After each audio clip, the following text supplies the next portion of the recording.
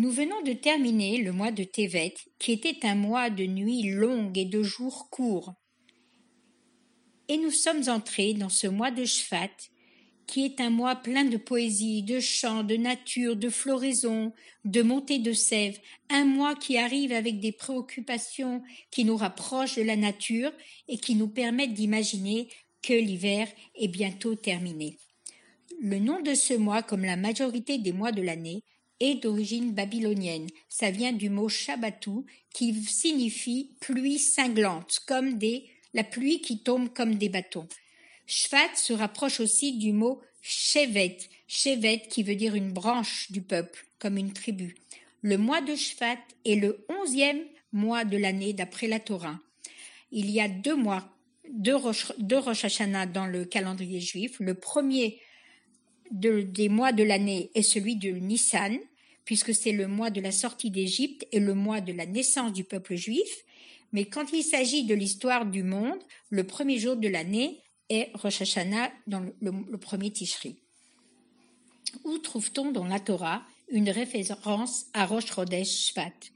Eh bien, dans le Sefer Dvarim, au verset numéro 3, il est écrit « Or, ce fut dans la 40e année, le 11e mois, le premier jour du mois, que Moshe redit aux enfants d'Israël tout ce que l'Éternel lui avait ordonné à leur égard. » Moshe a commencé à répéter la Torah ce jour de Rosh Chodesh Shvat.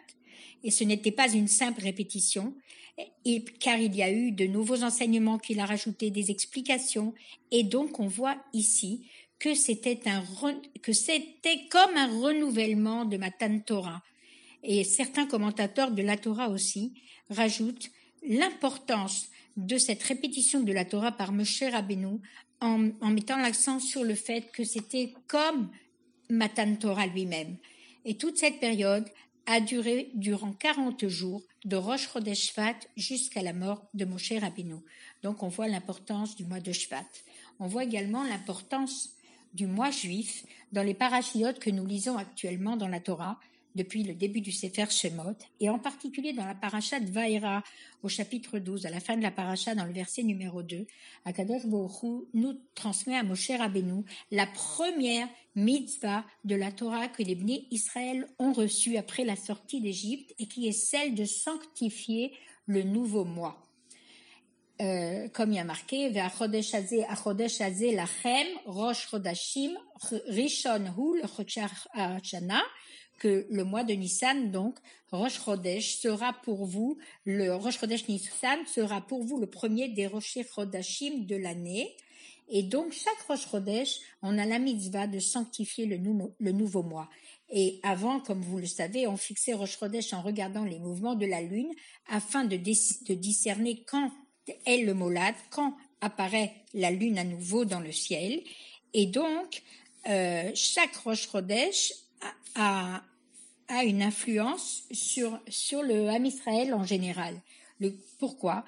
Parce qu'Israël est comparé à la lune et se renouvelle comme elle, comme il y a marqué dans le Kiddush Levana, dans la bénédiction qu'on fait sur la lune après le 15 du mois, quand elle réapparaît dans le ciel plein, la lune pleine, on dit Israël, Atidin Leitradesh Kamota, que les Bnei Israël se renouvelleront comme la lune. Et donc, Rosh Chodesh, le peuple juif, reçoit la force de se renouveler, non seulement en tant que peuple, mais aussi sur le plan personnel. Le juif reçoit le pouvoir de se renouveler. Dans le Sefer Netivet Shalom, il est précisé que le soleil, il a une lumière très puissante, mais dans le soleil, il n'y a aucun changement, il n'y a pas de chidouche. Par contre, la lune, elle nous montre par les cycles et les phases à travers elle passe, qu'elle a cette faculté de changement et de nouveauté et de renouvellement. La lune représente le Koach Haïtratchut. Et donc Rosh Chodesh pour nous représente cette force de renouveau que chaque juif reçoit. Et par cette première mitzvah de la Torah, eh bien, grâce à Rosh Chodesh, ça nous renvoie à l'image de ce que représente notre existence sur cette terre. Et chaque mois, avec son travail particulier, son contenu particulier, et dans chaque génération et chaque jour de notre vie. Et notre vie, la vie du juif, comme la lune, est composée donc, comme on l'a dit, d'un cycle. Et d'après les parachiotes que nous avons lus et que nous lisons ces semaines-là sur la sortie d'Égypte, on apprend que la Torah nous donne la force de surmonter toutes les situations, même les plus compliquées, car c'est dans ces situations qu'on va surmonter que se cache en vérité tout le tikkun du monde, la réparation du monde, la préparation du monde à l'ère messianique, à l'ère de la Géoula. Et par cela, la Torah n'est pas un livre d'histoire et de souvenirs du passé, mais elle est bien un derech chaim, un mode de vie pour chacun de nous. D'ailleurs, on dit Torah milashon hora'a, et donc la Torah s'adresse à chacun de nous aujourd'hui et au présent.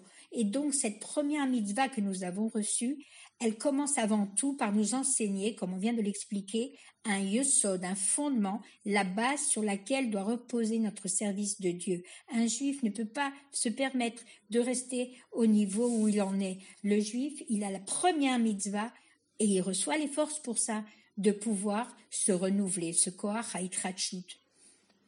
Mais comment peut-on parvenir à se changer et à se renouveler?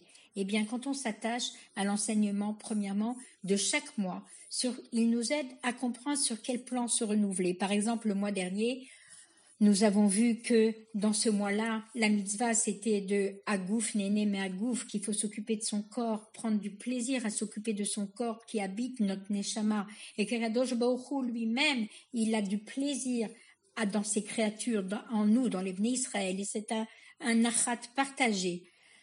Et la Torah incite par rapport au mois de Shvat que dans ce mois-là, on reçoit aussi cette force particulière du renouveau.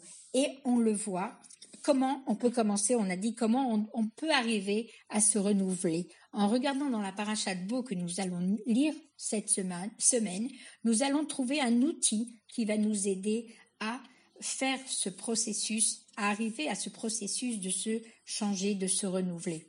La paracha de Bo nous raconte au début de la paracha qu'Akadosh Baruch Hu donne l'ordre à Moshe d'aller chez Paro pour lui demander de libérer le peuple juif. Bo el Paro.